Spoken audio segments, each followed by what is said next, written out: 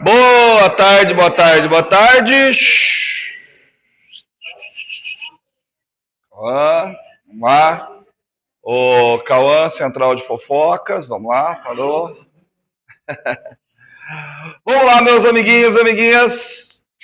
Fazer aquela breve revisão, bem breve mesmo, para a gente poder andar um pouquinho com o conteúdo. Eu falo andar um pouquinho, porque a única coisa que vai aparecer aqui é conceito físico novo, não vai aparecer nenhum. Nós vamos começar. Vou começar falando, tendo uma fala para já jogar vocês lá embaixo. O que a gente viu até agora, sem exagero nenhum, é que vocês já deveriam saber do ensino médio. Absolutamente tudo. Os exercícios, a lista que eu mando para vocês, são exercícios de ensino médio. Eu pego de material de ensino médio. Tá? Agora a gente começa a adentrar um pouquinho, mas bem pouquinho, em conteúdo do ensino superior. Mas, para a gente relembrar, a gente está estudando esse novo conceito aqui, que foi o conceito de trabalho de uma força. Que nada mais é, agora já não tem mais que fazer suspense, que uma abstração matemática. Eu escolhi definir matematicamente o conceito de trabalho de modo a, talvez, simplificar cálculos que antigamente eram com vetores para que eu pudesse trabalhar com escalares. Para isso, eu utilizei duas grandezas vetoriais, o conhecimento de uma propriedade, de uma operação dentro de vetores que me gera escalar, que é o produto escalar, e definir matematicamente o trabalho como sendo o produto escalar entre o vetor força e o vetor deslocamento durante a aplicação dessa força. Só que tem um problema que aí vocês se esquecem. Por mais que essa definição seja abstrata e que você tenha a impressão que você entendeu, vamos supor que você entendeu tudo, você está feliz da vida. Uma coisa passou despercebida. Essa definição só faz sentido se a força for constante. O que significa isso? O vetor força não pode variar. Por quê? Porque se ele variar, a pergunta seria qual o valor que eu ponho ali na equação? Começa aplicando uma força de 10 newtons e termina aplicando 15 newtons. Qual o valor de força que eu ponho aqui? Eu não sei. Então, tudo que eu fiz até agora foi apenas para os casos em que a força é constante. Entretanto, algumas das conclusões que eu tirei, por mais que eu não as demonstrei da maneira correta, da maneira completa, e nem o vou fazer por conta do nível de matemática que vocês têm no momento, as conclusões elas continuam válidas. Tá? Uma das conclusões foi que o trabalho da força resultante, como é que eu calculei o trabalho da força resultante? Eu mais ou menos enganei vocês, mas foi via equação de Torricelli. Tá? Eu calculei o trabalho da força resultante considerando uma força resultante constante. Percebi que o trabalho da força resultante era uma quantidade matemática final menos uma quantidade matemática inicial. Essa quantidade matemática eu chamei de energia cinética. E aí, então, eu falei que o trabalho da força resultante é a variação da energia cinética. E aí a pergunta seria, o que é energia cinética? Aquilo que é produzido pelo trabalho da força resultante. O que é o trabalho da resultante? Produção de energia cinética. A gente fica, tipo, cachorro correndo atrás do rabo, uma questão retórica, mas única e exclusivamente porque, nesse momento, vocês ainda não têm maturidade para compreender que você utiliza muito mais da matemática do que se pensa. Você faz definições matemáticas, definições abstratas matemáticas de situações concretas do cotidiano. Ok? Então, isso aqui nada mais é que matemática. Não adianta você olhar uma energia cinética no seu dia a dia. Tá certo? Também calculei com vocês o trabalho de uma outra força, que essa sim, eu não enganei vocês. Essa é constante, próxima à superfície da Terra, que é o trabalho da força-peso. E também vimos que era uma variação de uma certa quantidade matemática. Essa quantidade matemática a gente batizou de energia potencial gravitacional. Só que diferente do trabalho da força resultante, aqui apareceu um negativo. E aí sim, eu consegui uma lei, consegui alguma lei que pudesse me ajudar a compreender tudo isso daqui, que foi a lei da conservação de energia. Da onde que eu tirei essa lei? Eu tirei essa lei da seguinte forma. Olha, vamos imaginar a seguinte situação. Vocês vão escolher, tá? Dentro das forças que vocês conhecem até agora. Ilustração. Vamos lá. Imagina que eu tenho um corpinho aqui. Ele vai vir daqui até aqui. Não sei qual é a trajetória. Não. Vamos colocar a trajetória em linha reta. Para a gente poder fazer esse produto escalar, porque uma vez que eu estou trabalhando só com valores de força constante. Falei, primeira força que está atuando nesse corpo. Qual? Primeira? Peso. Interação dele com quem? Planeta Terra, tá? Então aqui tem a força peso. Essa é a única que eu sei o trabalho até o presente momento. Agora vocês escolhem. Certo? Agora você escolhe. Aí vem, sei lá, uma das 1436 Giovanas da sala, aplica uma força aqui, que eu vou chamar de força G. Certo? Vem o Cauã e aplica a força F. Certo? De fofoqueiro. Tudo bem? Ok? E aí eu quero analisar esse movimento. Giovana, né? Giovana me mandou uma mensagem para tirar dúvida de um exercício, e aí o que eu percebi já? Que, assim, a compreensão do significado físico, o significado de vetor, praticamente inexiste. Tá? Entretanto, para o estudo de energia, isso pouco importa. Se eu fosse avaliar a força resultante é a soma vetorial dessas três forças que estão atuando. Tá? Só que somar vetores não é igual somar número. Tá? Somar escalar é somar número. Então, ao invés de eu fazer a força resultante, eu posso ir direto para o trabalho da força resultante. Qual a vantagem de eu ir direto para o trabalho da força resultante? A vantagem é que trabalho é escalar. E eu sei somar escalares. Eu somo escalar do jeito que eu somo número. Então eu faria o trabalho do peso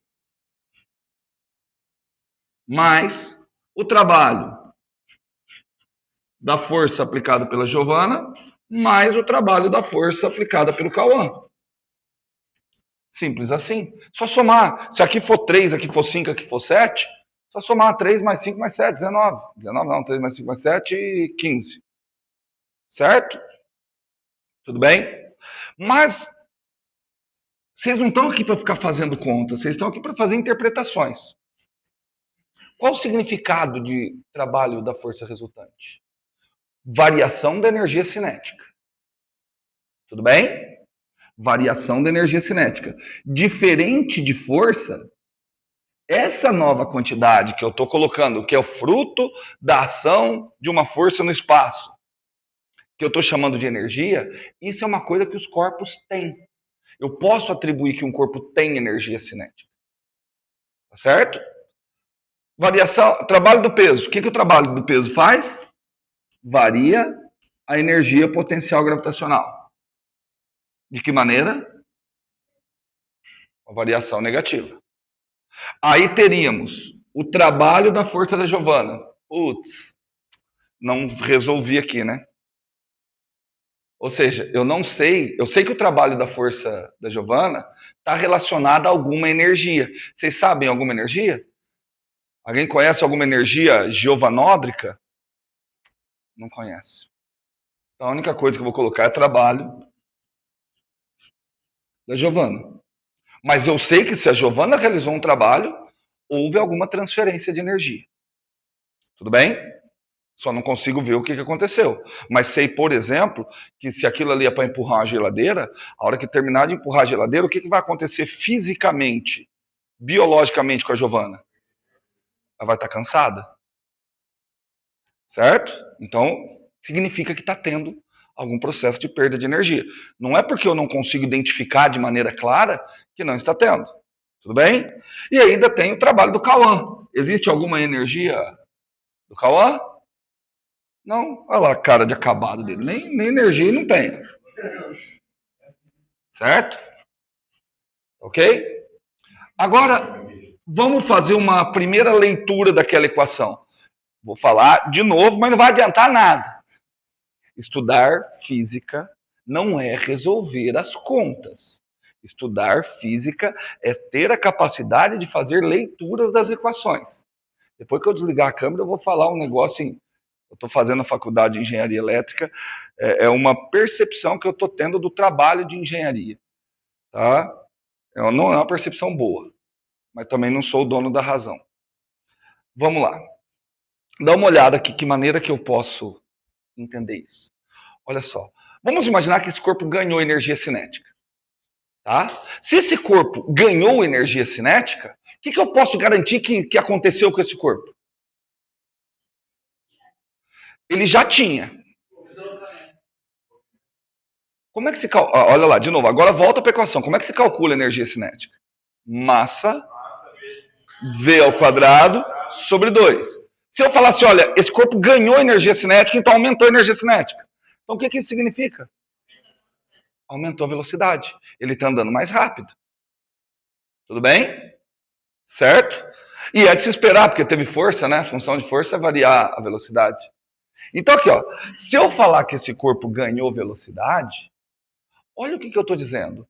Todo ganho de velocidade desse corpo, todo ganho de energia cinética desse corpo, ocorreu às custas de perder algo.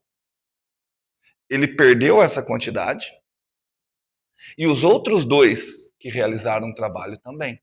Eles doaram alguma coisa. O Cauã deu para que esse corpo tenha energia cinética. Certo? O Cauã deu alguma coisa. Deu. Não, alguma coisa você deu. Se foi muito, se foi pouco, se é frequente ou não, a gente não sabe. Mas que ele. Certo, Cauã?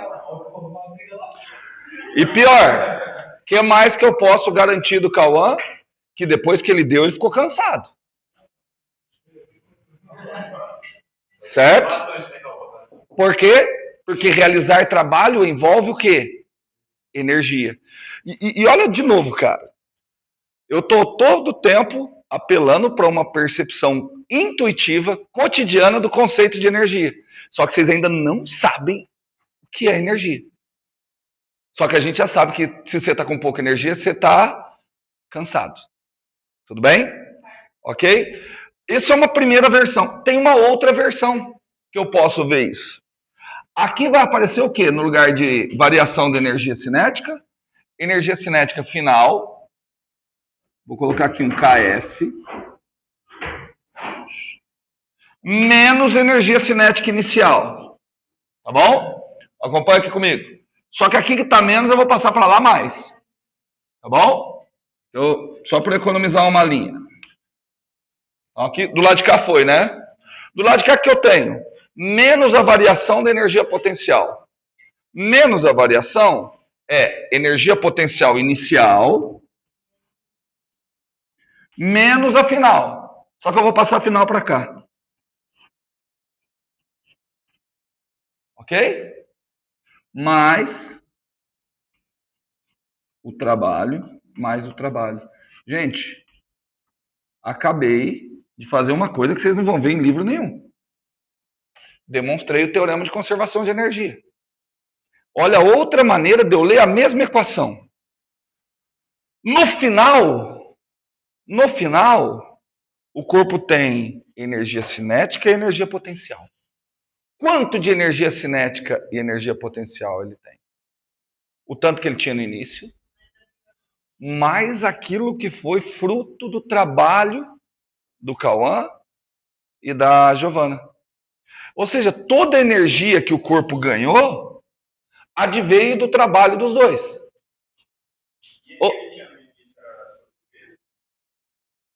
Nossa, sensacional a pergunta. Já eu vou para ela. Mas primeiro eu quero que vocês entendam. Vocês perceberam que assim, tem uma quantidade de energia final que foi adicionada.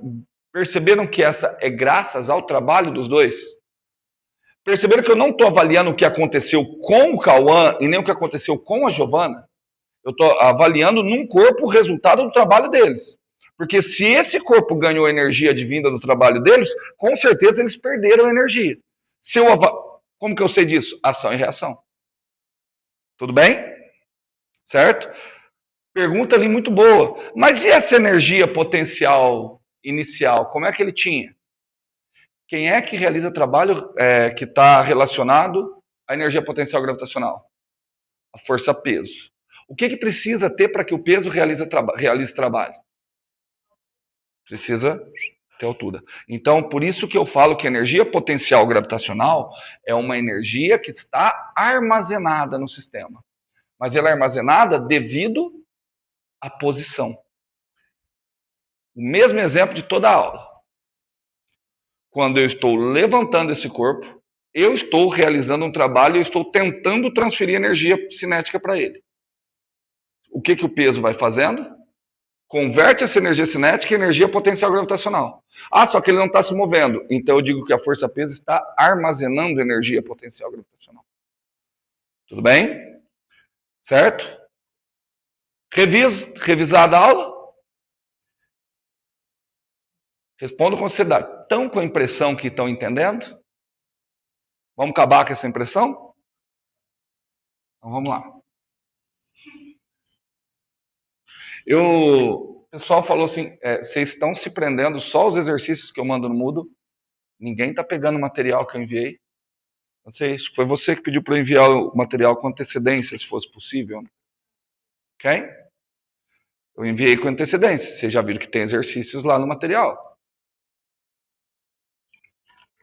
Não, se vocês estão com dificuldade no Moodle, o outro lá vai apertar. Vamos lá. A minha pergunta é, até agora a gente só trabalhou, olha que legal, a gente só calculou o trabalho em algumas situações muito particulares, em que a força é constante e trabalha ao longo de linhas retas. Agora nós vamos fazer o caso mais geral possível. Como é que eu vou calcular o trabalho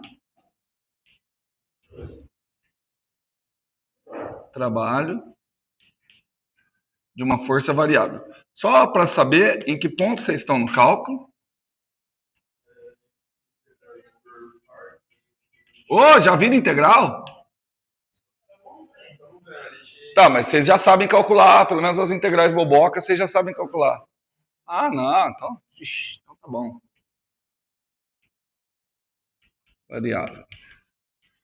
Vocês não vão me dizer que integral é a operação inversa da derivada, não, né? Isso eu preciso que vocês saibam. O que a integral calcula? Área. E integral. E derivada? Inclinação de reta tangente. Percebe que não tem como uma ser operação inversa da outra? Estão calculando coisas completamente distintas? O lance é você tentar entender como é que essas coisas estão linkadas, né? Mas, vamos lá. Eu vou fazer o seguinte. Como vocês sempre se esquecem, estou aqui para lembrar vocês. A primeira coisa que eu vou precisar é de um sistema de referência. Talvez vou ser lembrado na vida de vocês que eu vou ser o primeiro professor que colocou um sistema de referência tridimensional. Ou vocês já viram, né, em geometria analítica, né? Puta, não vou ser lembrado. Então vamos lá. Aqui. Então temos ali um sistema de referência tridimensional.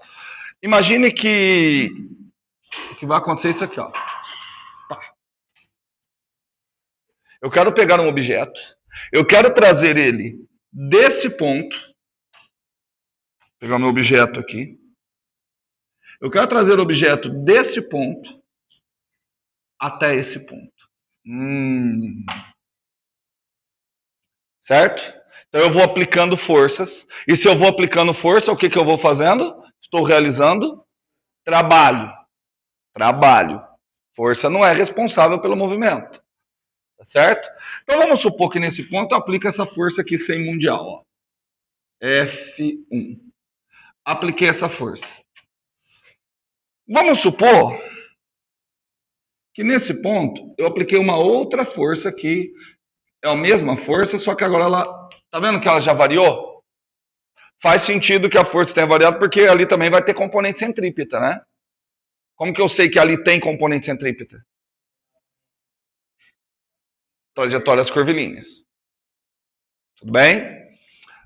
Aí nesse ponto aqui, estou colocando só alguns pontos, tá? F3, mas teve força atuando durante todo o trajeto. Tá? Pergunta, como é que eu calcularia o trabalho? Aí agora nós vamos começar a ver, agora estou começando a testar se vocês vão ser bons engenheiros. Estou começando a preparar você. Qual que é a função do engenheiro, cara? Tomar decisões. Nossa, eu gostei dessa. Não era o que eu ia falar, mas eu gostei. Resolver, eu gostei mais do dele. Mas está certo também. Cara, não, você sabe por que eu penso nisso? Porque assim, ó, meu cunhado é engenheiro. Aí até a Lorena estava perguntando até que ponto o engenheiro tem que saber aprofundadamente física. E eu falei para ela o que eu não sei. Porque meu cunhado é engenheiro, meu cunhado não tem domínio de física e ele é super bem sucedido na carreira. Mas o que eu atribuo à capacidade dele é a capacidade de tomada de decisões. Você falou mesmo? Resolver problemas, eu não sei se ele é tão bom. Mas se fosse, com certeza estava ganhando mais do que ele já ganha. Entendeu? E inovar. Mas eu acho que é a junção dessas duas coisas. Aí para isso que eu acho que entra a física. Então vamos começar a resolver problemas. Só que para você resolver problemas, o que eu tenho que oferecer para vocês? Primeiro o problema e determinadas ferramentas. Certo?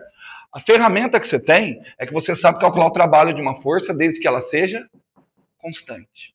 Que é o produto escalar força vezes deslocamento. Tamo junto?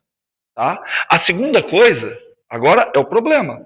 Como que eu calculo o trabalho de uma força que não é constante? E aí eu quero sugestões. Não. Aí você já tá chutando porque você já sabe que eu perguntei que tem integral. Não, então me dá um motivo para ser integral.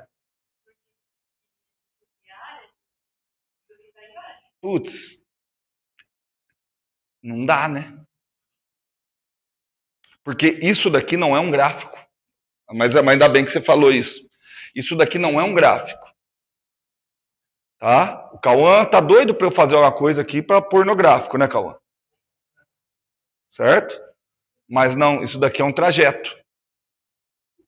Então não faz sentido, tá bom? Certo? Mas então eu quero outras ideias, vamos lá. Talvez pôr no gráfico em algum momento vai ser legal. Talvez hoje ainda. Oi? Nossa, mas aí somar as forças não faz sentido. Por que não? Mas não concorda comigo. Você tem que perguntar por quê. Ah, então tá. Não, me pareceu que não faz. Não, na sua cabeça fez em algum momento. Por que não faz sentido? Porque aqui eu estou com o valor da força em determinadas posições. No fundo, isso daqui é a mesma força. Só que ela está variando. É como se eu começasse a empurrar essa garrafa. Quem é que está aplicando força na garrafa? Eu. Só que cada hora eu estou aplicando uma força diferente. Então não faz sentido eu somar a força nesse instante com a força nesse. Tudo bem? Aquilo ali é o que a gente chama de um campo de forças. Entendido ou quer que eu tento achar outra explicação? Certo? Outra sugestão. É a trajetória. Eu fui empurrando. Faz de conta o seguinte. Sabe aquele teu amigo chato pra caramba que mandou você ajudar ele? Porque assim, ó, pobre. Não sei se vocês já foram pobres. Eu já fui muito pobre. E pobre, como ele não tem dinheiro para comprar móvel novo, ele troca os móveis da casa de lugar. Tá? Minha mãe, eu tô falando sério, minha mãe fazia isso direto. Ele tinha que ficar arrastando o sofá. Ou arrastando qualquer coisa. E aí no que você vai arrastando, não dá para você ir em linha reta. Então você tem que ficar fazendo curva. Então imagina que alguém está arrastando alguma coisa aqui.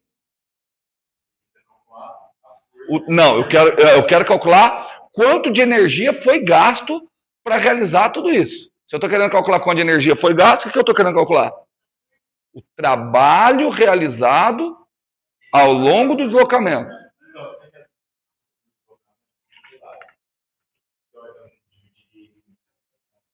É uma tentativa. Fala ali, uma tentativa é o seguinte, olha, professor, nós não sabemos, vai ser muito difícil calcular deslocamento através de curva. Então, eu tô falando assim, fala o seguinte, pega um pedaço pequeno da curva, aproxima para uma reta, porque aí aqui você tem um pequeno vetorzinho. Vou chamar de vetorzinho ΔS1.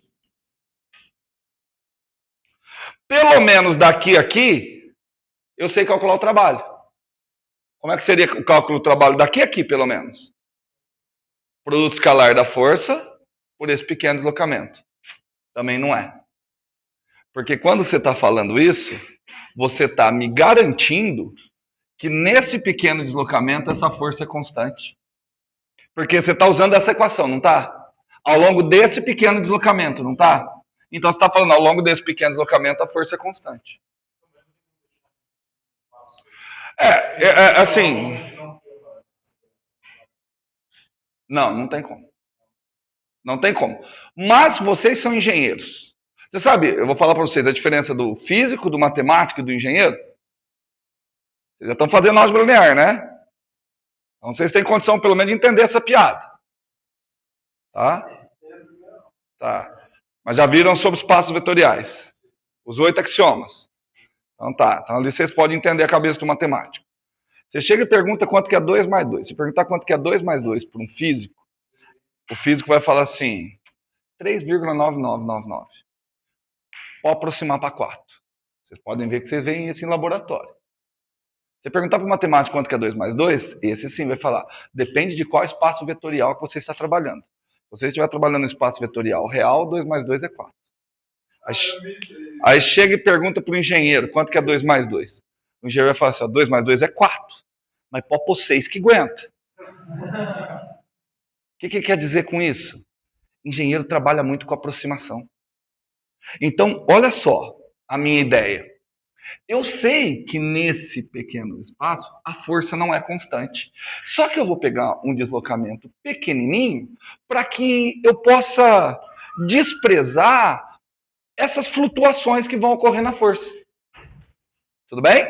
Então, vou seguir essa ideia. Vou pegar um espaço pequeno, tá? E nesse pequeno espaço, eu vou considerar que nesse pequeno espaço aqui, a força é aproximadamente constante. Então eu consigo, pelo menos, uma aproximação para o valor da força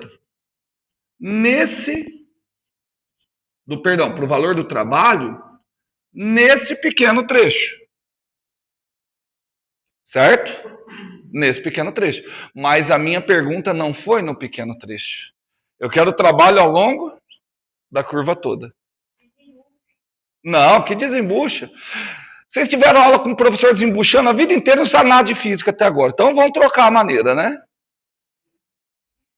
Vamos lá. Dá ideia. Dá ideia.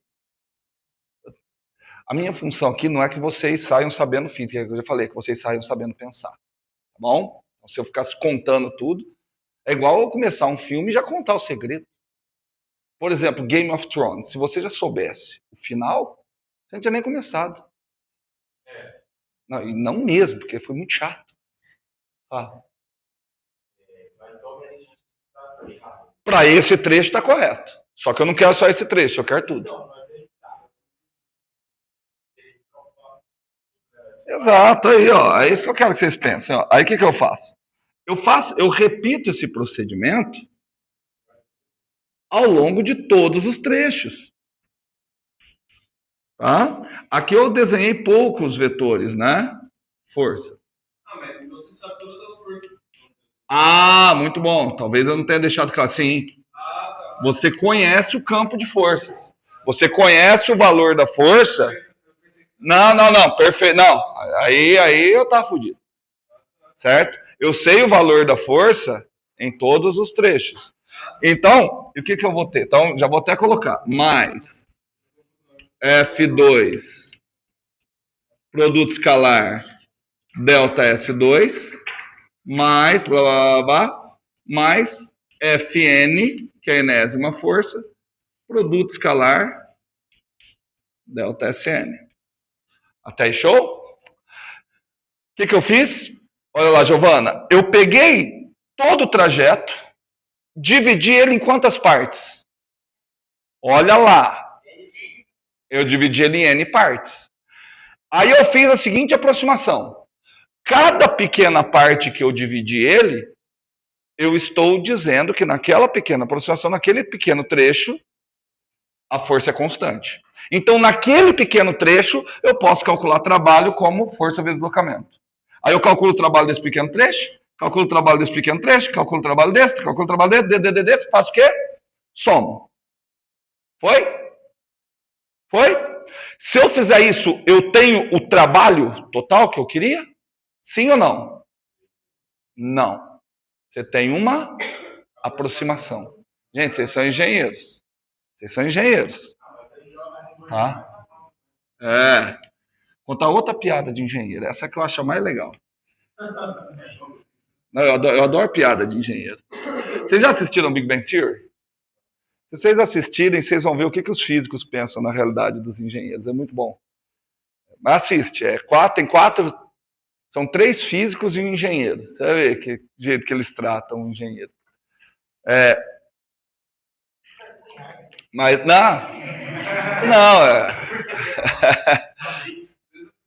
não, na faculdade de física, sim, você é ensinado. Você é ensinado assim, o ambiente, né, professor? O ambiente é de você. Aqui nos Estados Unidos, pelo que eu vi da série, é pior ainda. Sim, para um físico, a diferença entre um engenheiro e um gari é que o gari serve para alguma coisa. É que o serviço do gari é interessante. Porque tem até um momento que o engenheiro pede para um dos físicos, fala assim, ó, cara, você nunca me elogia. Aí ele fala assim, não, cara, é que você está confundindo. Eu não estou falando que você não é bom no que você faz. Você é muito bom no que você faz. O problema é que o que você faz é irrelevante. Então, hã? Não entendi nada. É porque é boa a piada. Não, mas agora eu vou... A piada boa de engenheiro, tem gente que não vai gostar, não vocês. Essa vocês vão contar em casa. Que tinha... Um cara tava num balão e aí o cara se perdeu no direcionamento. Aí ele passou, aí ele olhou, tinha um cara lá embaixo, sozinho. Aí ele, oh, eu tô perdido! Onde é que eu tô? Aí o cara que tava lá embaixo fez assim. Você tá num balão! O cara lá de cima falou assim, você deve ser engenheiro, né? Ah, como você sabe? Você pensou para responder, me deu uma resposta precisa, exata e absolutamente inútil. Aí o cara lá de baixo virou e falou assim, ó, e você deve ser técnico, né? Aí vocês podem adaptar para mestre de obra ou qualquer outra coisa, tá? Você deve ser técnico. Como você sabe? Porque você só fez cagada até agora e no final quer pôr a culpa no engenheiro. Essa vocês gostaram. Não, tem a última, para vocês contarem para a Bruna e não dizerem que fui eu que contei essa piada.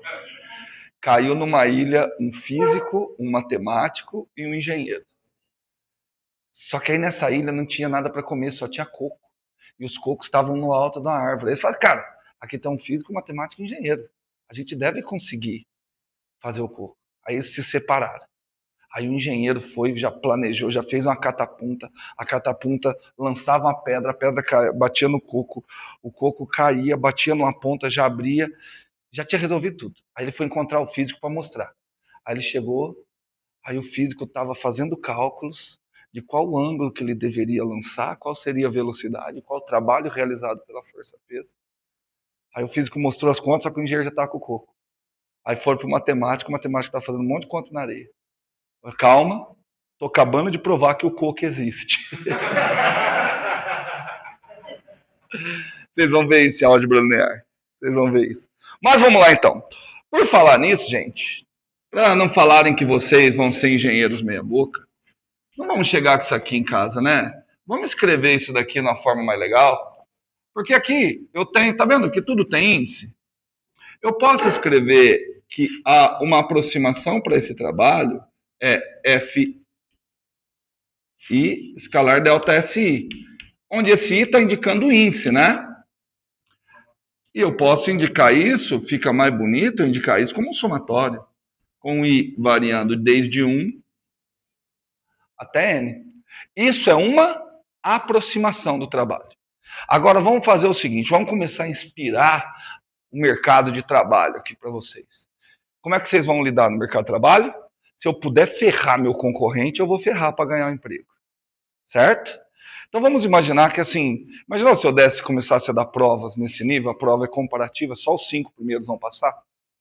Aí, Franciele, eu vou fazer assim, ó. Franciele, eu quero que você faça te dou todos os valores e você tem que fazer uma primeira aproximação para mim. Tá bom? Do cálculo do trabalho. Em quantas partes você dividiria esse trajeto para obter uma boa aproximação para esse trabalho? Faria todas as contas. Chuta, fala um número qualquer. 3. Você perderia. Então, olha o que a Franciele está falando. Ela pegaria esse caminho, ela dividiria em 3 partes. A aproximação ficaria F1 delta S1, mais F2 delta S2, mais F3 delta S3. Vocês acham que essa seria uma boa aproximação? Não, por quê? Porque ela teria que pegar um pedaço muito grande e a aproximação de que a força é constante nesse pedaço muito grande não seria boa. Esqueci seu nome. Aí a Lívia, que é a amigona da Franciele, eu falo, Lívia, tem um trabalho para você. A Franciele já fez, deu uma aproximação aqui. Melhora essa aproximação para mim. Em quantas partes você dividiria? 4. Não, melhorou! Melhor. Não, pode ser. Não, 4. Perfeito. Todo mundo concorda que a aproximação da Lívia vai ser melhor que a aproximação da Franciele? Sim, por quê? Porque agora, já que ela dividiu em 4, cada pedaço, não tô nem pedindo que os pedaços tenham o mesmo tamanho, tá? Mas cada pedaço deve ser o quê? Um pouquinho menor. Então, a aproximação melhorou. Não existe uma aproximação ótima. Eu vou te pedir, melhora. Quanto? 15. Se fosse uma disputa para contratar, quem vocês contratariam? Até aqui 15. Só que você quer roubar o emprego dela. Em quantas partes você divide? Em 100 mil. Levou para casa, né? Ó. Sensacional, Giovana. Mas, Giovana, você vai... Não, pode fazer não. Você está dando risada, mas se alguém falar que te dá um emprego, você faz. 100 mil, não, mas depende do... Vou te oferecer um salário de 50 mil por mês. Você divide, cara. Até se pedir para você fazer de ponta cabeça, você faz.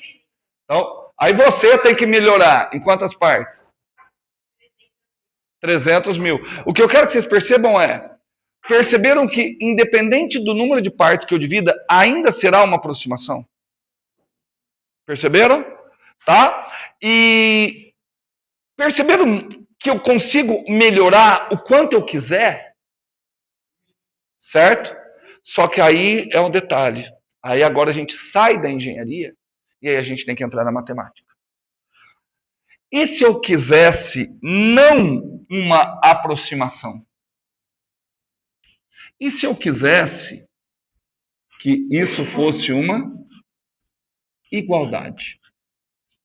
Quantas partes eu deveria dividir para garantir? Isso daqui é essencial que vocês entendam, tá? Porque isso é uma coisa que eu vou usar muito ao longo do curso, essa ideia. Quantas partes eu teria que dividir de modo que eu possa trocar aquele aproximado por uma igualdade? Infinitas. Só que agora sim, Giovana, eu posso oferecer o salário que você quiser.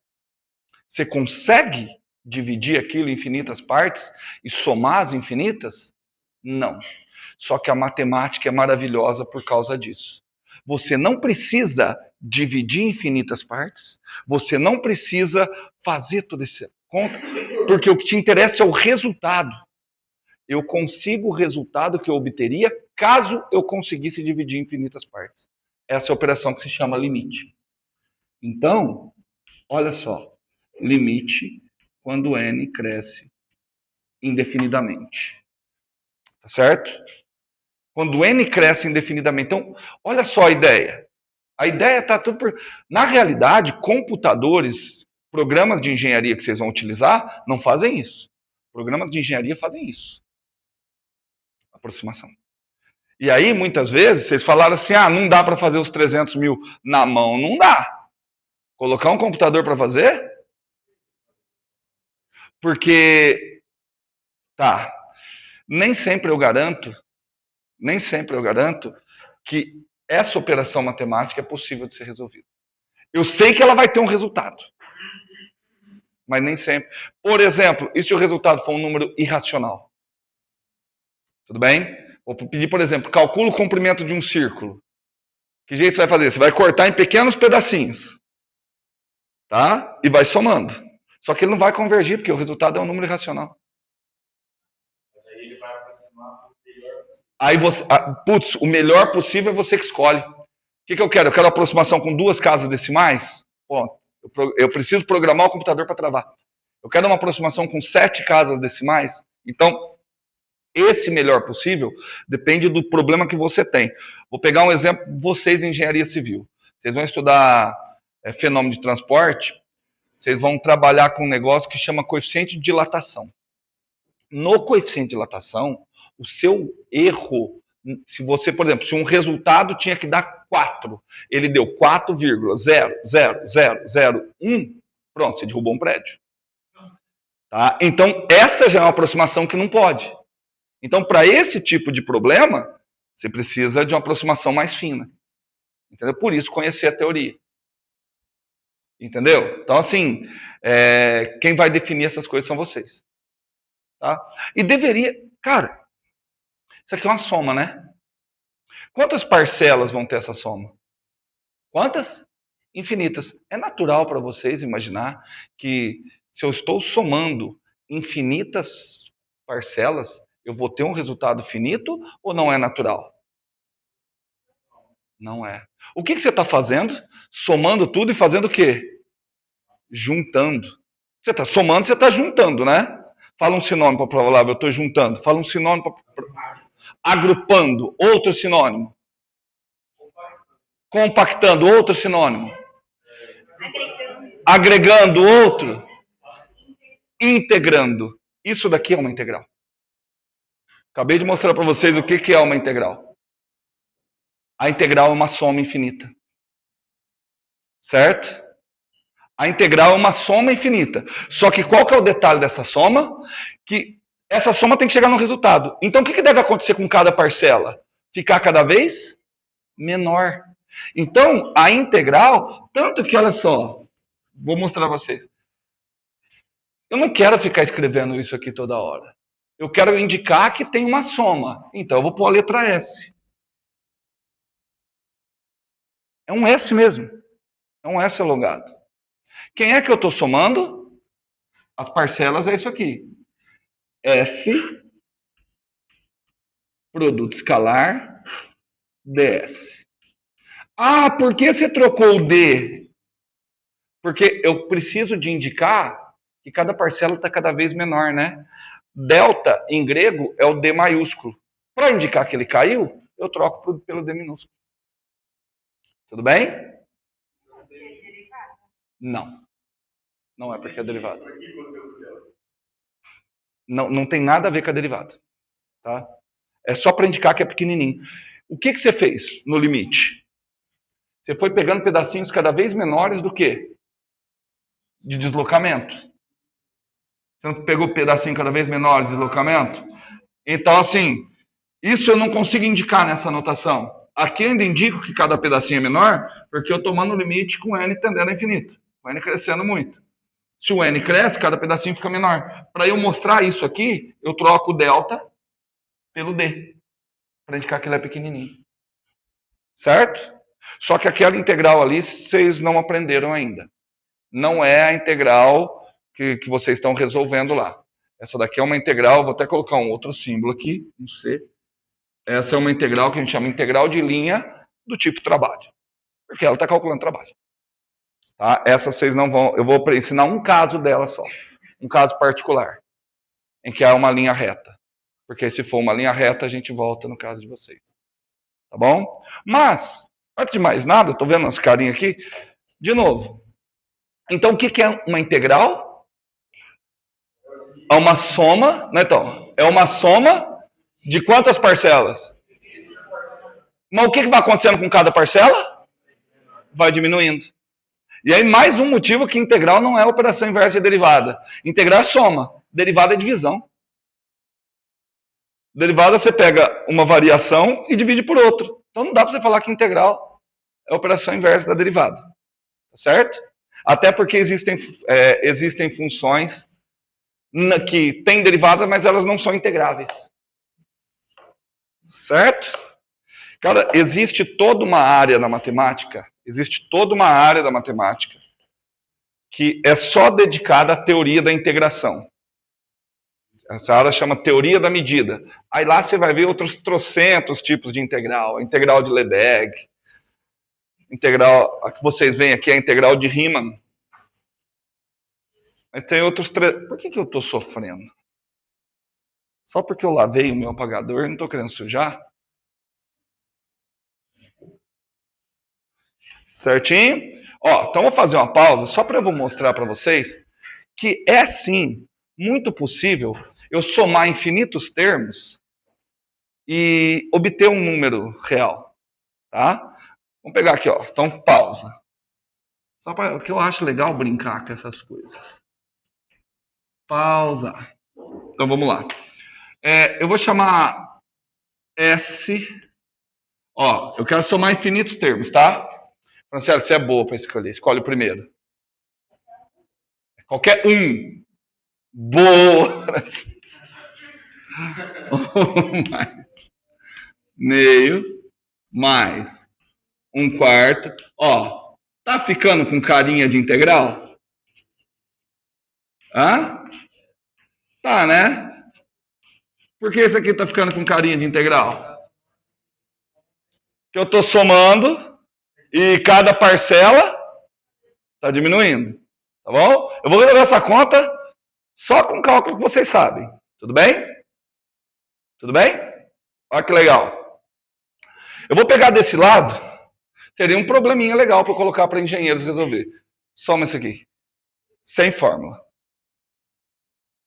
Sem fórmula. Você está usando a fórmula da soma dos infinitos termos de APG. Ah, não, mas é uma boa. É uma boa. Ó, ele faz assim, ó. 1. Ele andou 1. Aí depois anda quanto? Meio. Depois um quarto. Cada vez vai andando menos, né? Paradoxo de Zenon. É o paradoxo de Zenon. Então vamos lá. Mas eu vou usar uma técnica matemática aqui. Tá? O que eu vou fazer? Eu vou pegar esse lado da equação e vou multiplicar por meio. Mas espera aí. Se eu multiplico um lado da equação por meio, o que eu tenho que fazer do outro? Multiplicar por meio. Então cada parcela será multiplicada por meio, né? Quanto vai dar essa? Meio. Quanto vai dar essa? Um quarto. Quanto vai dar essa? Um oitavo. Ah, só mais uma, tá? E essa? E aí depois continua, né? Certo? Pronto, tá resolvido o meu problema. Já sei quanto dá. Quer ver? Eu vou fazer a equação de cima menos a de baixo. Vamos desse lado. Se eu fizer S menos meio S, quanto dá? Meio S. igual. Aí eu tenho que fazer a de cima menos a de baixo. 1. Deu 1. Meio menos meio vai embora. 1/4 menos 1/4 vai embora. 1/8 menos 1/8 vai embora. 1/16 menos 1/16 vai embora. Quanto que vai dar? Se eu continuar com corte, tudo vai cortar, né? Portanto, meio S é 1. Se meio S é 1, quanto que vale S? 2. Mas S não é a soma de infinitos termos? Aonde que tem alguma aproximação no que eu fiz? Matemática. Não. A pergunta dele é boa. Nunca vai chegar em 2 pela primeira. Vai. Você sabe qual... esqueci seu nome? Sabe qual que é a dificuldade do Jefferson? A dificuldade do Jefferson é que a gente não consegue pensar em coisas infinitamente grandes. Quando se... É que assim, você não está conseguindo imaginar, por isso que eu coloquei aqui até 3 pontos. Isso aqui continua pro resto da vida. Entendeu? Vai ficar cada vez menor, mas sempre vai ter coisinha a somar. E aí, muitas vezes, para nossa cabeça, imaginar o infinito é muito difícil. Quer ver outro? Quer ver outra? Não de soma, mas de como é que o infinito, como é que imaginar infinitas coisas dá trabalho. Aí, se você não acreditar em mim, Jefferson, aí eu te libero para você pegar a calculadora, tá? Só que a calculadora não vai fazer o que eu faço, porque a calculadora sim faz aproximações. Ô Jefferson, vamos pegar assim, ó, x é 0,111 infinitas parcelas, tá bom? De acordo? Certo, Jefferson? Ô Jefferson, eu vou multiplicar por 10 dos dois lados. Do lado de cá fica 10x. Quanto que vai dar? Não. Se eu multiplicar do outro lado, quanto vai ficar? 1,111. Vai embora. Se eu fizer esse menos esse, vai ficar 10x menos x, 9x. Igual a quanto? 1. Portanto, x é igual a quanto? 1/9. Pode conferir na calculadora. Se você fizer 1 dividido por 9, vai dar 0,111. Operei com infinitos números. Vocês acreditam em mim assim, se eu estou mentindo? Pode fazer na calculadora, esse aí não vai nem conseguir aproximar. Ela vai ter que apresentar 0,111. Tá? Truque para vocês. Vamos ver se vocês são bons. 0,111 é 1 sobre 9. Vamos lá, para parecer que vocês estão inteligentes, hein? 0,22222. Qual fração vai ser? 2 sobre 9, é o dobro, né? 0,44444. Vocês estão demorando ainda. 0,77777. 0,9999. 9 sobre 9. Só que 9 sobre 9 é 1. Então essas duas coisas são iguais. 0,999 infinitos 9. Não é aproximadamente. É exatamente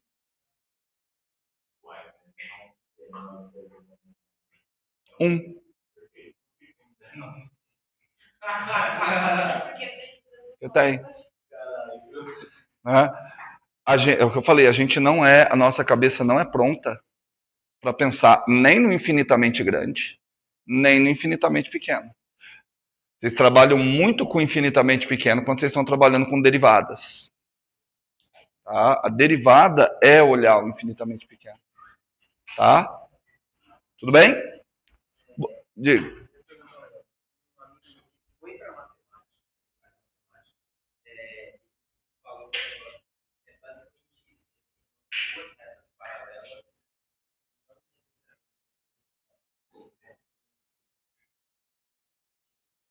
Não. Só que ele mentiu. Não, porque duas retas paralelas se cruzam ou não? Quem falou? Prova. Você conseguir me provar que duas retas paralelas não... Você escolhe. Existem outras geometrias. Você escolhe. Não, tem trocentas geometrias. Você tem duas escolhas. Ou retas paralelas nunca se cruzam, ou elas se cruzam uma vez, ou elas se cruzam infinitas vezes. Sim. A depender da maneira que você escolher, você coloca que elas. Essa ideia que elas se cruzam no infinito é uma questão de que a hora que você olha elas assim, você tem a impressão que elas vão fechando. Entendeu? É mais uma ideia. Mas o lance, eu entendi o que o seu colega quis dizer, mas o lance das retas paralelas não seria um bom exemplo. Exatamente por isso, porque isso é escolha. Você escolheu, igual eu escolhi calcular trabalho daquilo ali. Tá? A gente escolheu uma geometria que considera que retas paralelas nunca se cruzam. Isso é escolha. Vou usar um termo que vocês já devem estar ouvindo em álgebra linear. Isso é um axioma. Tá? Você não vai contestar. Tá bom? Se você quiser adotar outro, você vai acabar criando outra matemática. Tão válida quanto a primeira, mas é outra. Diga. Pode ter infinitos números atrás de uma vírgula, certo? Sim. Se você está dividindo todos esses números aí, eles nunca vão ser assim, matematicamente. Se você passar a sua vida inteira somando isso, nunca vai ser 2. Sim, mas o lance é que você não vai passar a vida inteira, porque a sua vida inteira é finito. Sim, mas de qualquer maneira. O lance é que você está tratando com o infinito. Sim, você está tratando com o infinito. E, de novo, a nossa cabeça... Vou sugerir um livro para eu poder andar. Procure um livro que chama Uma Breve História do Infinito. Lá ele te dá bastante ideia. Porque mais difícil que entender o infinitamente grande é entender o infinitamente pequeno. Que é a hora que você vai para a mecânica quântica, por isso que é tão difícil entender o que acontece lá no interior do átomo. Tá? Mas vai. Eu não consigo nenhum exemplo que eu vou mexer na tua intuição e você vai assim, agora eu entendi. Porque isso é contra-intuitivo mesmo. Tá? Bom, entendido a questão do trabalho?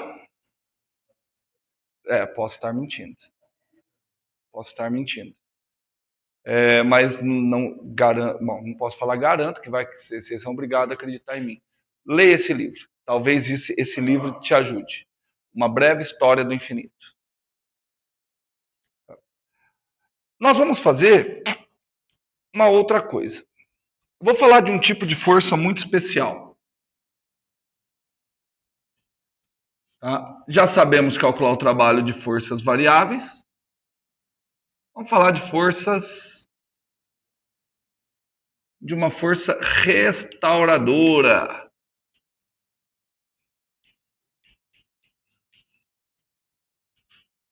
Vamos falar de forças restauradoras. Ok? Vamos ver se a gente aparece com a nova energia aqui. Existem vários tipos de força restauradora na natureza, mas então primeiro eu preciso falar o que é uma força restauradora. O nome já ajuda, né? Força restauradora deve ser uma força que faz o quê? Restaura o quê? Não. Ela restaura, ótimo, restaura o quê? Vamos lá. Então vamos começar com o exemplo. Eu gosto de exemplos práticos e do dia a dia, vocês já perceberam, né? Então imagine que você, no seu dia a dia, precisou equilibrar um pinguim. Você precisou equilibrar um pinguim. Você tem duas opções. Ou você tem esse glue, ou você tem o iglu desse jeito. Pergunta: em qual dos dois casos é mais fácil de equilibrar o pinguim? Não, no teto, né? Se eu colocasse a cuia para pôr ele no chão, não tinha graça. Né? Equilibrar ótima pergunta. Equilíbrio significa que a força resultante sobre ele tem que ser zero. Só que eu quero mais que equilíbrio. Eu quero equilíbrio estático. Porque se a força resultante é zero, não é garantia que ele está parado. Ele pode estar com velocidade constante. Então eu quero que a resultante seja zero e ele esteja parado. Tem. Aqui,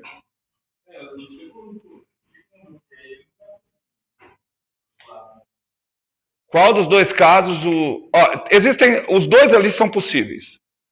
Eu vou dar 2 nomes para vocês, vocês vão ver como é que vocês são bons, vocês vão adivinhar certinho. Existe o equilíbrio estável e o equilíbrio instável. Qual deles vocês acham que é o estável? Hã? Esse daqui é o estável. E esse daqui é o instável. Vamos tentar pensar por que isso aqui é instável? Qualquer cutucadinha que você der aqui no pinguim, o que acontece com ele? Ele sai da posição de equilíbrio. Volta? Não. Certo? Qualquer cutucadinha que eu der aqui no pinguim, o que acontece? Ele sai da posição de equilíbrio. Só que ele tem a tendência a voltar. Ele não volta também. Porque, olha só, você puxou o pinguim para cá. Certo? Vai ter o peso para cá, a normal para cá. Certo? Vai dar uma força resultante para cá. Para onde aponta essa força resultante? Para a posição de equilíbrio. A força resultante aponta para a posição de equilíbrio. Aí a hora que eu solto ele, ele não vai conseguir parar. A hora que eu solto ele desce, só que ele passa reto. Aí ele passa reto. Aí o que acontece com ele? Sobe aqui, para. Por quê? Exato, se não tivesse atrito, ele ia ficar fazendo o quê? Me fala o nome para esse movimento. Pendro, com pinguim. Pegar um relógio com pinguim. Mas o movimento é similar. Como que chama esse movimento? Oscilação. É uma oscilação. Então aqui vem uma definição bonita. Se alguém perguntar o que é uma oscilação, se você estiver fazendo a faculdade qualquer, você fala assim, a oscilação é um movimento que se repete. Se eu mostrar que você entende um pouquinho mais, você fala assim, uma oscilação é uma resposta da natureza à perturbação do sistema de equilíbrio estável. Certo? Não, vamos lá. Como é que você gerou a oscilação? Não, tirando ele de uma posição de equilíbrio estável. Certo? Uma oscilação é a resposta da natureza à perturbação no sistema de equilíbrio estável. Tá certo? Quando você tira um corpo de uma posição de equilíbrio estável, surge uma força que sempre aponta de volta para a posição de equilíbrio. Em geral, essa força, quando ela for diretamente proporcional ao deslocamento em relação à posição de equilíbrio, nós vamos chamar essa força de força restauradora. Vou dar o melhor exemplo que vocês já viram de força restauradora. Pelo que eu já percebi de vocês, viram de uma forma muito ruim no ensino médio e com um nome que não é nada apropriado. Quer dizer, o nome é apropriado, mas ele pode confundir vocês e dar a impressão que vocês aprendem as coisas por nada. Força elástica. Na realidade, você só estuda a força elástica no ensino médio para entender movimento oscilatório, para entender de forças restauradoras. Só que aí você tem a impressão que você está estudando mola. Tá? Você não está estudando mola. Vamos lá. Olha que isso daqui tem tudo a ver com o que eu acabei de falar. Ó, vamos imaginar que eu tenho aqui, isso aqui é o meu modelinho. Isso aqui é um modelo teórico, tá? Você pode até imaginar uma mola, se você quiser. Mas não é necessariamente uma mola. Pode ser o pinguim, é descrito pela mesma coisa.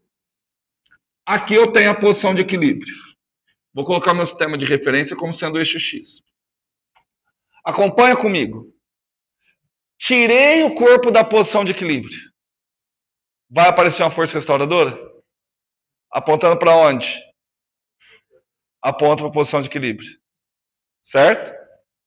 Quando eu solto, o que acontece com ele? Acelera. Nossa, vocês estão muito bons. Não, tá parecendo agora que eu estou dando aula para quem está entendendo alguma coisa. Não, nunca parece que eu estou... Não, falando sério, toda vez nunca parece que estou entendendo nada. Vamos lá, de novo, vamos ver se eu chego onde eu quero. Puxei. Se eu soltar, o que acontece? Vai ter uma acelera. Aí ele passa na posição de equilíbrio. Passou pela posição de equilíbrio. Para onde a força começa a apontar? Certo? Para lá. Então o que acontece? Ele breca. Parou. E depois? O que ele vai ficar fazendo? Acelerando. Agora eu vou perguntar. Em que posição a velocidade dele é a máxima possível? Eu quero a velocidade dele. Quando ele passa na posição de equilíbrio. Se o Jefferson entendeu, todo mundo tem que ter entendido, hein? Não é que eu não tô... Eu só gravei das 1437 Giovanas. Mas eu só sei 2 até agora. Não, você fala se acerta, Giovana, aqui balançar a cabeça, você é a Giovana. Tudo bem? E eu gravei bastante, bem fácil também a Franciele, porque ela sempre senta na frente. Eu sempre imagino que ela tá com a cara de cansada, porque... Não, porque eu sei o que é você trabalhar, ter filho e estudar. Né? Vocês têm a vida boa, vocês ficam achando que a vida de vocês é ruim, não. A vida de vocês... A nossa também é, né? Porque a gente tem a oportunidade, mas a gente cansa mais. Tudo bem? Olha que outra interpretação que eu posso dar para isso agora. Olha que legal. Quem é que vai tirar esse corpinho da posição de equilíbrio? Eu. Puxei. Eu estou aplicando uma força. Essa força está causando um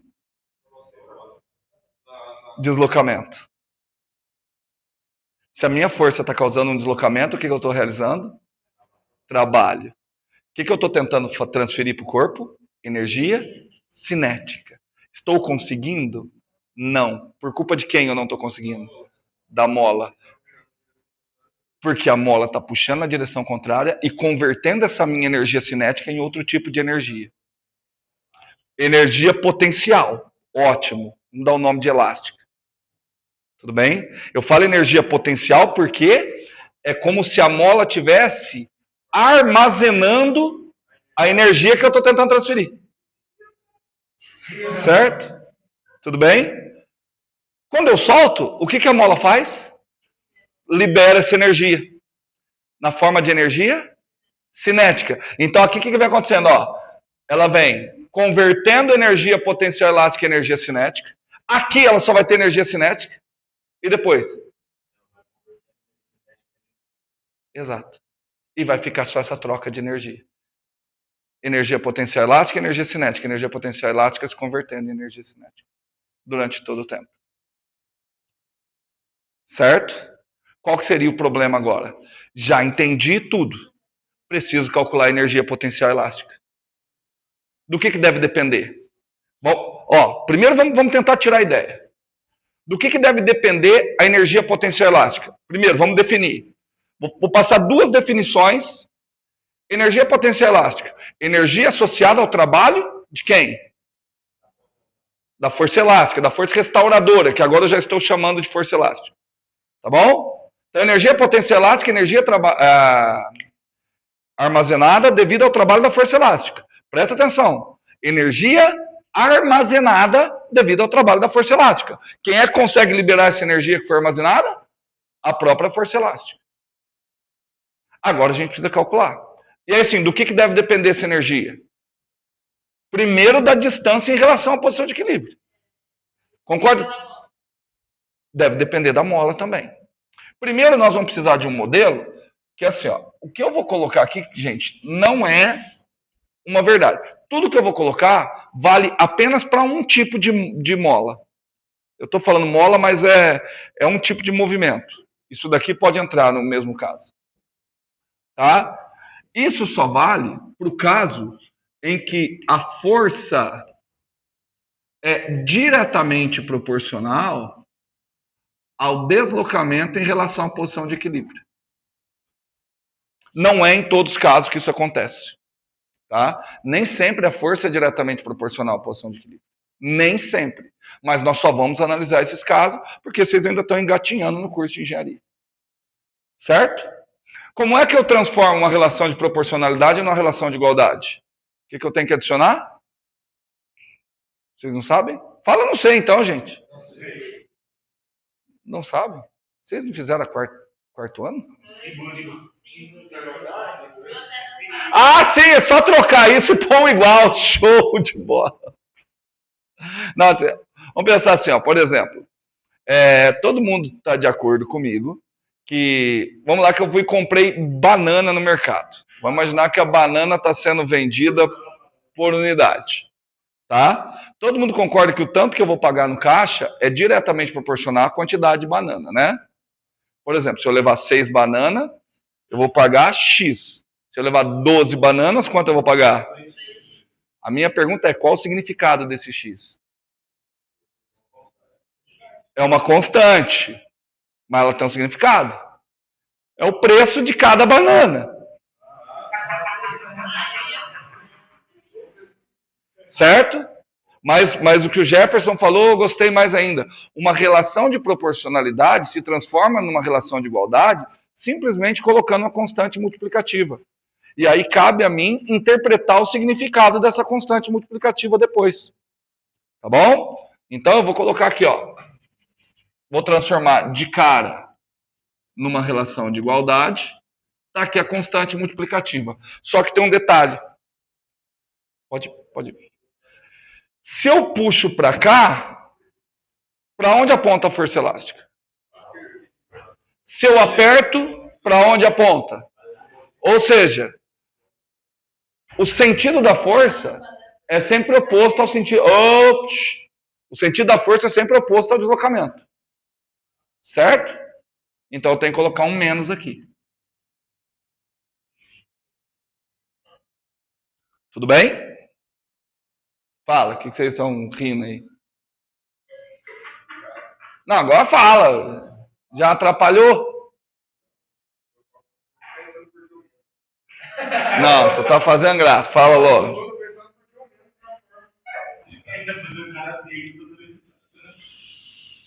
Vamos lá. Onde é que você quer a mola? Que eu aperte ou que eu estique?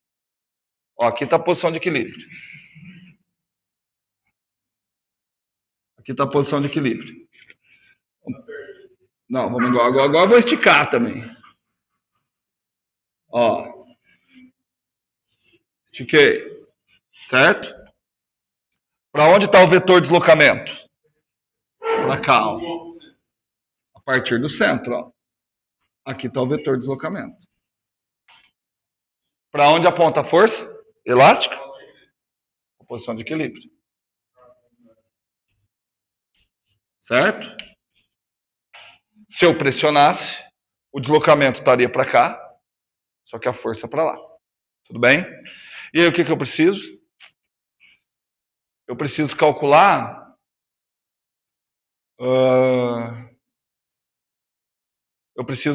aquele trabalho. Certo? Mas, alguém, por favor, me diga. Como é que eu vou calcular o trabalho da força elástica? Posso calcular o trabalho da força elástica como força elástica vezes deslocamento? Não. Porque ela é variável. O valor da força elástica depende de cada posição. Então, a única coisa que me restou é calcular a integral de linha de F, produto escalar, dx.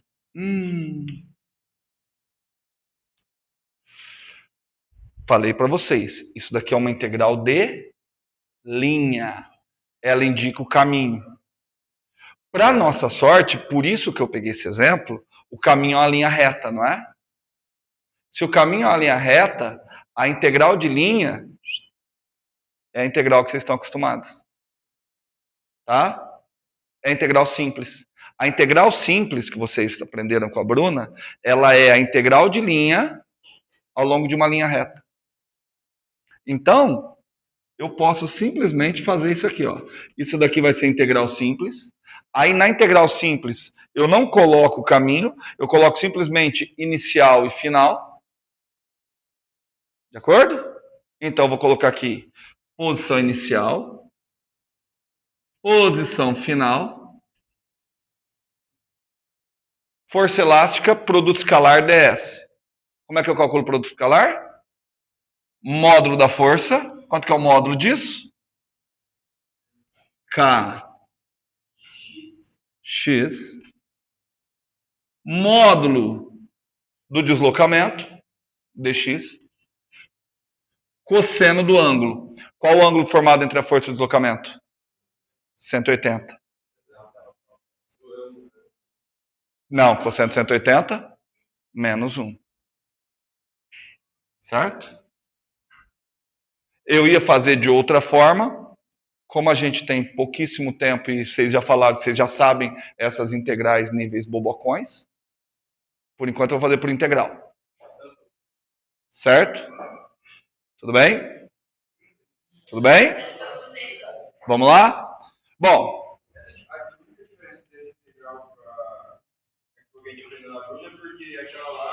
Não. Essa daqui é a que vocês... Isso. Essa daqui é ao longo de qualquer curva. Aquela é uma integral de linha ao longo de linha reta. Certo? Então vamos lá. Portanto, o trabalho da força elástica ficou igual a quanto? Menos K sai fora da integral. Integral de x dx. X ao quadrado sobre 2. Ó, o Gerson tá arrebentando em cálculo, hein? X ao quadrado sobre 2. Calculado desde a posição inicial até a posição final. Mas então, Jefferson, já que você está se achando aí... Eu não me achei nada. Vou fazer o seguinte. Eu não gosto quando tem sinal de menos ali. O que eu posso fazer, então? Eu posso... Pela explicação que me deram até agora, se você não gosta, você pode apagar. Posso. Apago e inverto os limites de integração.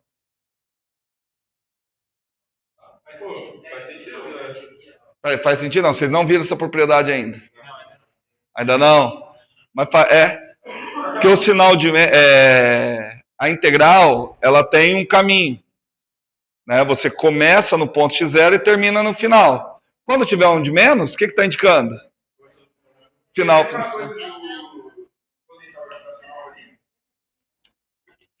Cala a boca aí. Mas, não, boa percepção. Então fica aqui de x inicial, x final. Vocês vão ver essa propriedade. Certeza que a Bruna vai discutir essa propriedade com vocês. São propriedades de... Cara, se você entende o conceito de integral, grande parte dela você nem resolve. Você resolve ela de bater o olho, de cabeça. Não, mas você tem que entender primeiro, né, minha filha? Não. Quanto que deu ali, então? Olha o que ficou. Trabalho da força elástica ficou o quê? K x inicial ao quadrado sobre 2 menos K x final ao quadrado sobre 2. Olha que legal. De novo, deu igual... Não é o que deu? É o que deu? Não deu. Não deu. Deu... Esqueci? Deu o que o Igor falou. Deu igualzinho do caso da força peso. Mas deu igualzinho. Não deu uma variação de uma quantidade matemática. Deu o oposto da variação dessa quantidade matemática. Certo? Portanto, o trabalho de uma força restauradora, no caso o trabalho da força elástica, ele é o oposto da variação da energia potencial elástica. Olha que legal. E mais uma coisa que a força elástica faz, que é igualzinho à força peso. Toda energia potencial elástica que é armazenada, toda energia cinética que é armazenada na forma de energia potencial elástica, ela devolve. Mas a diferença é que ela não vai parar. Olha só, faz essa comparação aqui, ó. A partir do momento que ele sai da minha... Decai. A partir do momento que ele sai da minha mão, ele vai sair com que energia? Cinética. Subiu. Durante a subida, o que o peso fez? Realizou um trabalho. Não, tá certo, vocês estão falando, só estou aprimorando. Realizou um trabalho que fez o quê? Converteu a energia cinética. A hora que ele converteu toda a energia cinética, o que ele fez? Ele realizou o trabalho de volta. Agora, vamos imaginar a força elástica. Puxei. Tá? E, tipo assim, todas voltam para o mesmo ponto, né? Aí eu zero e... Posição de equilíbrio. É que a diferença é que aqui ele fica oscilando, né? Ele não para de novo na posição de equilíbrio. Porque essa é uma força restauradora. Então, se tivesse um ato gravitacional, tipo assim, que não tivesse contato, você ficaria fazendo assim, né? Não. Não. Não, se for, mas o raciocínio está certo, mas não se eu calculasse a força gravitacional como massa vezes gravidade. Aí eu tenho que usar o cálculo completo. Aí eu teria que fazer uma outra integral. Certo? Tudo bem? Então, mas o que eu quero que vocês entendam é o seguinte: vocês perceberam que essas duas forças têm essa propriedade? Cara, vamos encerrar, vamos empacotar a aula, vai. Gente, hoje é a hora que eu saí daqui. Que hora que eu saí daqui hoje? Que eu apresentei o Tiaguinho, galã de Niterói, para vocês. Cara, era 11, meio-dia. Eu vi vocês lá sentados e falei, cara, eles vão ter que esperar até as 3 horas da aula. Eu falei, gente, quem fez o horário olhou para vocês e falou assim, eu quero que vocês se fodam. É isso mesmo. Vamos lá. Eu quero ver algumas comparações com essas duas forças, tá? Essas comparações eu vou... A aula de terça que vem não é uma aula de física, tá? É uma aula de cálculo. Pra gente... porque eu quero mostrar como é que a gente enxerga isso daqui. Ô, Jeff. Eu quero mostrar como que a gente... Tá bom, vou ficar bravo. Ô, Igor, não atrapalha o Jefferson. Tá feliz agora? Ó, eu vou mostrar para vocês como que vocês linkam o cálculo 2 com isso aqui. Tá? Vamos pegar aqui, ó. Aqui eu estou pegando o eixo Y, que eu não vou precisar, tá? Eixo Y porque tem altura, né? Vamos imaginar o corpinho aqui. É só para eu fazer as comparações, tá, gente? Ele estaria sob a ação da força-peso. Vamos lá. Como é que calcula a força-peso? mg na direção menos I, que ela aponta para baixo. Isso. Menos mg J, né? Ok? Associado ao trabalho da força-peso, quem que eu tenho? A energia potencial gravitacional. Que é como? Mas aqui não seria H, porque eu estou colocando eixo Y, né? Y. Isso, J é o versor. Tudo bem? Só que aí agora eu passei uma outra força, para a gente encerrar essa parte, que é a força elástica, né? Vamos imaginar, aqui está a posição de equilíbrio, aqui é o eixo X. Se o corpo cá está, para onde está a força elástica? Para cá. Para cá está a força elástica. Vamos escrever agora aqui para a gente poder comparar. A força elástica, eu posso escrevê-la como menos K X na direção Y. De acordo? Porque ó, se o X for negativo, negativo que esse negativo dá positivo, tudo certo. Quanto é que é a energia potencial elástica? K x ao quadrado sobre 2. Gente, observem uma maravilha, como que a natureza, assim, existia muitas discussões, né, que o físico é tudo ateu, tá? Não, é sério. E é uma discussão besta, porque Sendo ateu ou não, você pode admirar. Mas eu acho que para aqueles que são cristãos, ou para aqueles que têm alguma crença religiosa, a coisa fica mais bonita ainda. Galileu ele acreditava que estudar física era tentar desvendar a mente de Deus. Porque parece que Deus, se é que ele existe, ele fez o mundo seguindo leis muito bonitas. Vocês não perceberam nada ali? O que acontece com as duas forças? As duas forças convertem energia potencial em energia cinética e conseguem devolver. Elas armazenam e conseguem devolver. As duas forças são opostas à orientação. Perceberam? Faz o seguinte, olha para a energia potencial gravitacional. Deriva ela com relação a Y, quanto que dá? A energia potencial gravitacional. Deriva ela com relação a Y. Não. Tem uma constante aqui, né? Quanto que dá?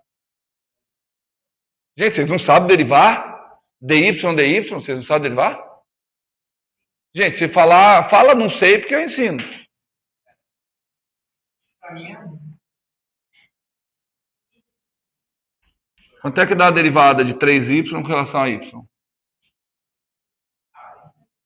Dá 3. Dá 3. Certo? Quanto é que dá a derivada de mgy com relação a y? Ó, se eu derivar a energia potencial, quanto que deu? Deriva a energia potencial elástica relativa a x.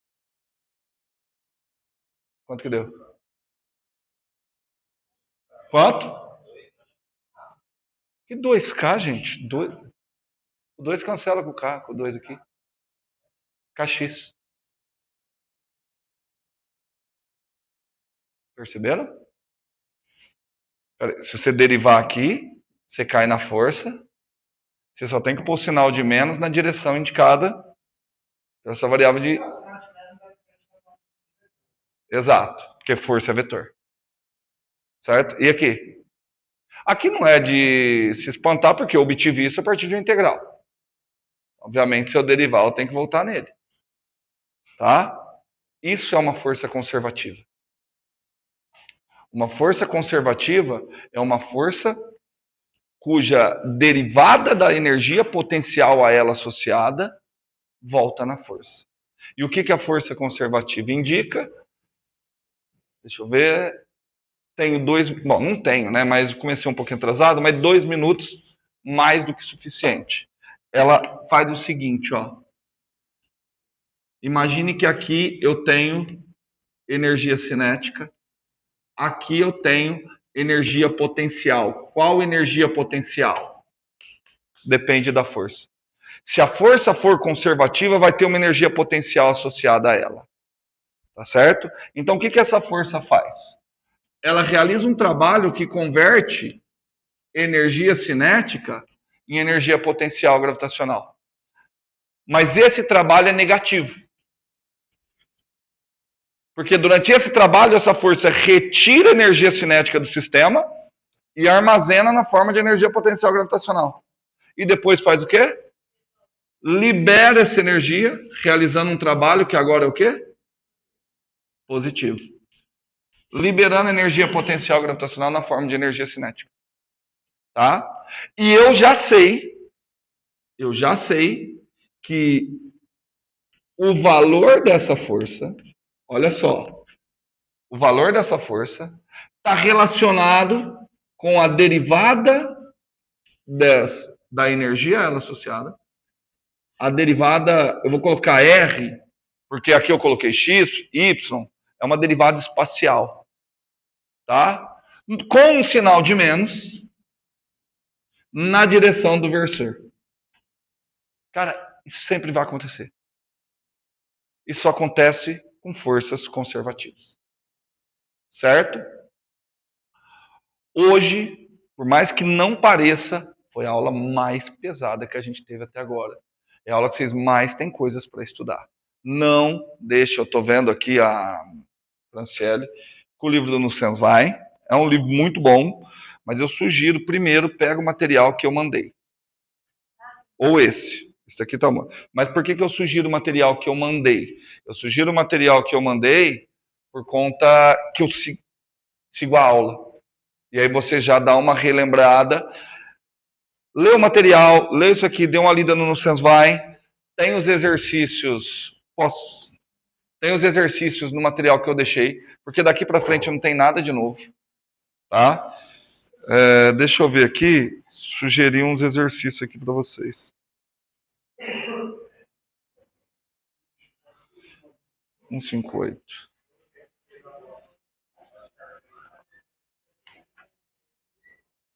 Olha só. Ó, exercícios do capítulo 6 do Nussenswein. Tá?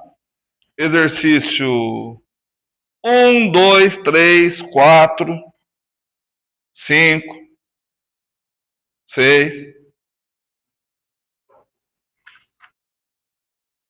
Todos. Vocês têm condição de fazer todos. Não, é que eu estou vendo assim, qual que vocês têm condição de fazer. Não estou falando qual que é mais fácil, qual que é difícil. Agora vamos para o capítulo 7. Eu acho muito mais vantajoso ficar no Halliday, no Nussenswein, do que no Halliday. Vocês podem ver que no Nussenswein tem 12 exercícios.